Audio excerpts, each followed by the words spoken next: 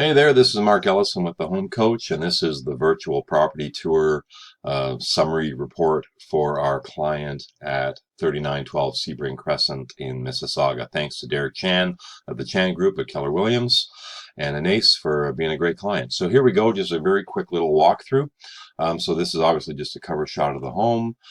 We were up on the roof and everything really looked good up there. Tiny little mechanical damage there, nothing really to worry about. More pictures.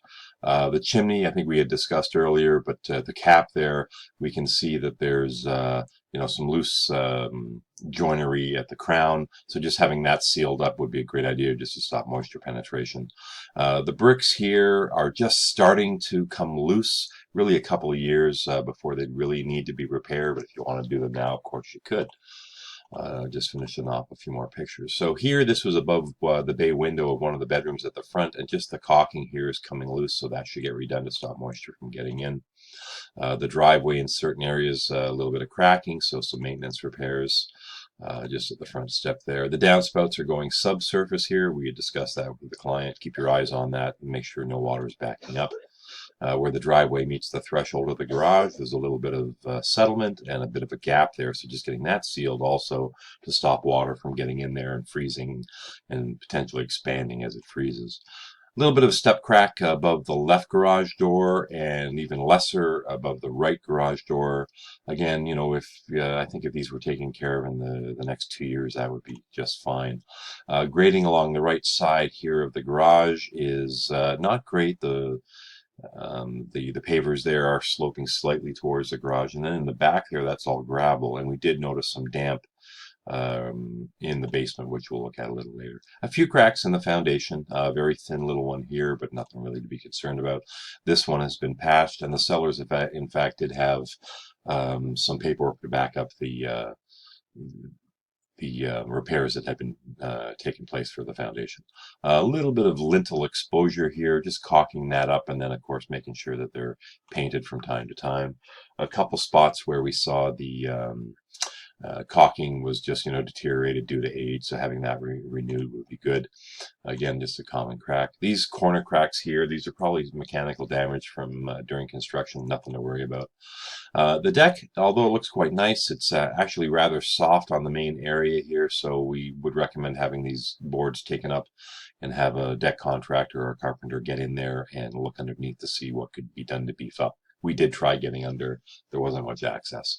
Also, the railing is a little too low. We really want to see 38 inches above there, and the spindle spacing should be no more than 4 inches at any given spot. Nice little shot of the back there.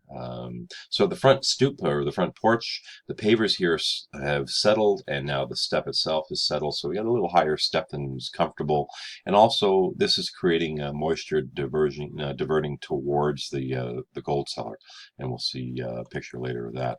Garage is okay, pretty typical in a 30-year-old home, of course, is to see garage door openers with extension cords, and that's considered a shock hazard. Having an electrician install some outlets would be a great idea there. Left side of the building, grading is not too bad on this side. There is some positive slope coming away.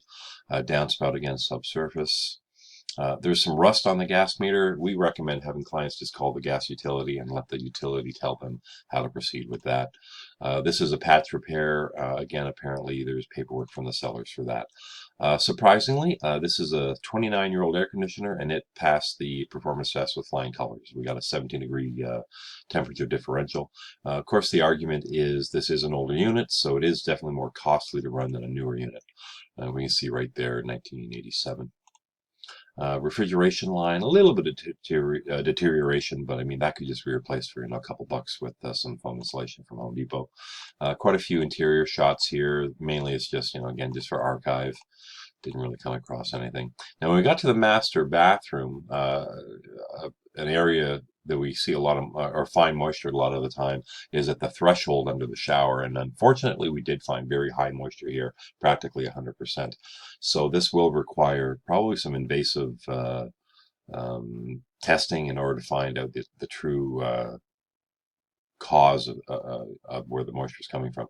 Unfortunately, as I say, that's pretty high, and surprisingly the caulking looked really good. So Inside the attic, again, pretty average stuff. A little bit of mold, really just in about this square, 2 foot square area. We just advise having that cleaned and keep your eyes on it.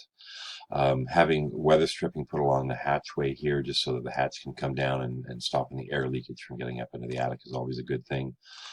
Just some more standard interior pictures. Oh, let's go back there for a second. So on this door from the laundry room, it's a double deadbolt. So that would mean in order to get out, you'd actually have to have a key.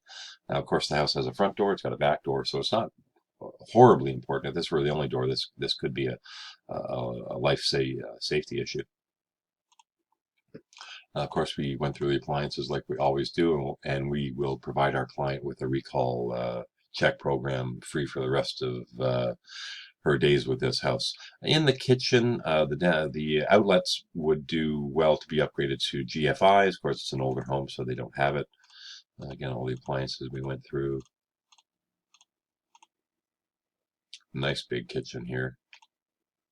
Okay, so the fireplace. We did notice that the brick itself, the fire brick is great, but some of the joints, the masonry mortar is starting to deteriorate. So we would want to see that renewed. And the furnace, we made sure we were correct on this, but this is a 1996 unit.